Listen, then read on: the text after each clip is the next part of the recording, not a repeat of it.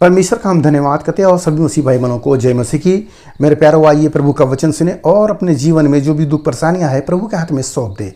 क्या जाने प्रभु की दया हो और वचन सुनते सुनते भले चंगे हो जाए। तो जो लोग ने कृपया इस चैनल को सब्सक्राइब करें। मेरे प्यारों, मैं आज का वचन लाया हूँ कि यीशु मसीह में माता पिता और बच्चे। इस वचन को आप सुने किस प्रकार से यीशु मसीह में हैं तो आपको जीवन जीना है। बच्चों के साथ, पति पत्नी के साथ और पत्नी भी अपने पति के साथ कैसे जिए, यह सारी बातें आज मैं आपको बताऊंगा। आप उसे सुने, प्रभु आपको आशीष देंगे। यहाँ पर इफिसियों की किताब अध्याय 6 वचन 1, हे बालकों प्रभु में अपने माता पिता के आज्ञाकारी बनो क्योंकि यह उचित है। हालेलुया। यहाँ बालकों के लिए बोला गया है कि माता पिता के आज्ञाकारी बनो। बेटे और बेटियों के लिए यह बात बोला गया है, परंतु मैं आज वो आज्ञा दूंगा, आप सुने कि सबसे पहले घर में जो मुखिया हो वो पहले परमेश्वर के आज्ञा में चले, वो परमेश्वर की आज्ञा को माने। यदि वो परमेश्वर की आज्ञा को नहीं मानेगा तो बच्चे भी नहीं मानेंगे, क्योंकि बाप का देखा देखी बेटे भी करते हैं। तो हमें सबसे पहले मुखिया को परमेश्वर की आज्ञा के अनुसार, वचन के अनुसार चलना चाहिए। उसके बाद मैं दूसरी बात कह रहा हूं, जो पत्नियां हैं अपने पति के अधीन रहे। जो भी काम करना हो पति से पूछ कर ही करे। ऐसा ना हो कि वह अपनी मनमानी करे। जब दोनों जन एक दूसरे की बात को मानोगे तब आपके जो बच्चे हैं वह स्वयं आज्ञाकारी बन जाएंगे। हालेलुया। क्योंकि आप परमेश्वर का वचन पा गए और आपने उसको पालन नहीं किया और वही वचन बच्चों पर थोप रहे हो, तो बच्चे कैसे ढो सकते हैं? जब पिता ही नहीं किया, माता ने ही नहीं किया, तो बच्चे कैसे करेंगे? तो बीच में शैतान झगड़ा फंसाएगा, झगड़ा कराएगा। तो इसलिए शैतान को अवसर ना दें। हमें अपने बच्चों को आज्ञाकारी बनना है, तो उससे पहले हमें भी वह नियम पालन करना होगा। परमेश्वर के वचन के अनुसार हमें भी चलना होगा। तभी हमारे घर में एक होकर हम परमेश्वर की महिमा कर सकते हैं। अन्यथा बेटे कहीं और, बेटियां कहीं और, पत्नी कहीं और, पति कहीं और, ऐसे ऐसे बिखरन होगा तो घर में एक कैसे होकर महिमा हो सकता है परमेश्वर का। मेरे प्यारों, परमेश्वर के वचन को पहले सभी लोग मानो। पहले जो मुखिया है पति वो माने, पत्नी पति की माने और बच्चे अपने आप माता पिता की आज्ञाकारी होंगे। तब हम सब एक हो जाएंगे तो शैतान हार जाएगा और हम सब आगे बढ़ेंगे। और सुने वचन क्या कहता है,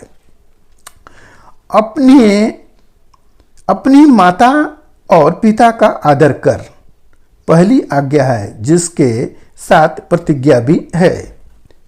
बच्चों लोगों को बताया जा रहा है कि जो पहला 10 आज्ञा है, 10 आज्ञा में देखेंगे तो वहाँ पर लिखा है कि अपने पिता और माता का आदर करना। तो हमें उस वचन को मानना है। अब जब हम मानेंगे तो आगे मैं बताऊंगा कि वो क्या होगा। हम जब माता पिता के आज्ञा को नहीं मानते हैं और अपनी चाल चलते हैं, पड़ोसी के जाकर बात सुनते हैं, तो हमारा जो बिगड़ाव होता है, जो बच्चे हैं वो बिगड़ते हैं। दूसरे की बात सुनने लगेंगे तो बच्चे बिगड़ जाए, क्योंकि वह आपका गार्जियन नहीं है, वो आपके संभालने वाले नहीं है। उन्होंने आपको नहीं पाल के पोस के बड़ा किया है। जो पालता पोसता है वह उससे प्रेम करता है।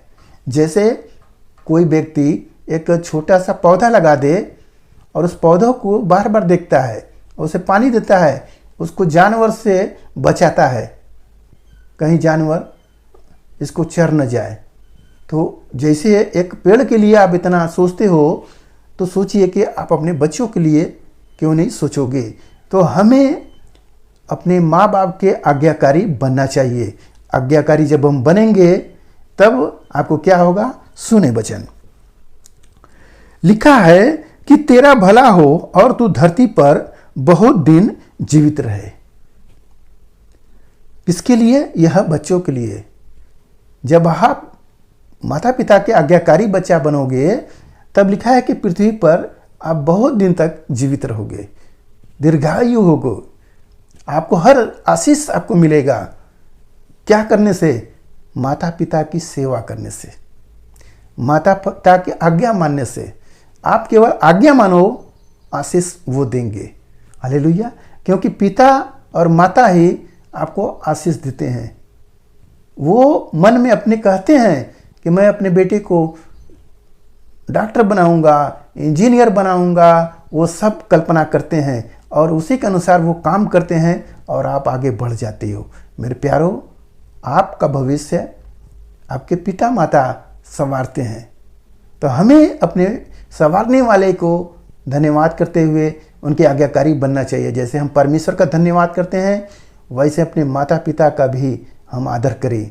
प्यारो, वचन जो लिखा गया है हमें उसके अनुसार चलना है। तब लिखा है कि आप पृथ्वी पर बहुत दिन तक जीवित रहोगे।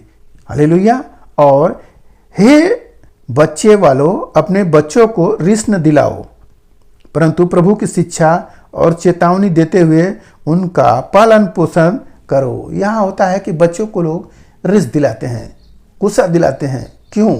बच्चा जब कोई चीज़ मांगता है तो उसको डांटते हैं। उसका हक है, वो पिता से मांग रहा है। जैसे आपका हक है स्वर्गीय पिता से हाथ को फैलाकर मांगते हो, तो वह भी अपने पिता से मांग रहा है। तो उसको रिस नहीं दिलाना चाहिए, बल्कि उसे देना चाहिए। अपनी हैसियत के अनुसार जो हो सके उसे दो और समझाओ। मेरे प्यारो, हमें इस प्रकार से चलना चाहिए। जब हम मसीह यीशु को अपनाए हैं तो उसके वचनों को भी अपनाएं और उसी के अनुसार हमें चलना चाहिए। जैसे लिखा है कि बच्चों को रिस ना दिलाओ, परमेश्वर के वचन के अनुसार उसे पालो पोषण करो। जैसे हमारा यीशु मसीह कलीसिया में पालन पोषण करके हम सबको आगे बढ़ा रहा है, वैसे हमें भी अपने बाल बच्चों को पालन पोषण करना चाहिए परमेश्वर के वचन के अनुसार। हालेलुया। तो आज के इस वचन से आपको पता हो गया कि परमेश्वर का वचन बाप के लिए भी है, माँ के लिए भी है और बच्चों जो हैं उनके लिए भी है। सभी लोग माने और एक होकर परमेश्वर की जय जयकार करें। तो आइए, आज आप लोग माता पिता के आज्ञाकारी बच्चे होंगे और माता पिता भी अपने बच्चों को रिस नहीं दिलाएंगे। सभी लोग मिलकर आइए हम लोग प्रार्थना करें ताकि आपके घर में खुशियाँ बनी रहे, शैतान आपके घर में से भाग जाए। हालेलुया। आइए हम प्रार्थना करें। महान परमेश्वर, मौका धन्यवाद करते इस मिश्राया आज के दिन प्रभु जो यह वचन मिला, जितने सुने प्रभु उनके दिलों में प्रभु आप बात करें पिता, ताकि जो बच्चों को रीस न दिलाए और बच्चे भी अपने माँ बाप की आज्ञाकारी हालेलुया बच्चे बने। मेरे राजा, दया अनुग्रह प्रेम उसी घर परिवार में होती रहे। जिस भाई ने जरा विश्वास किए प्रभु, उन्हें आशीष मिले। धन्यवाद करते हुए प्रार्थना यीशु मसीह के नाम में, आमीन।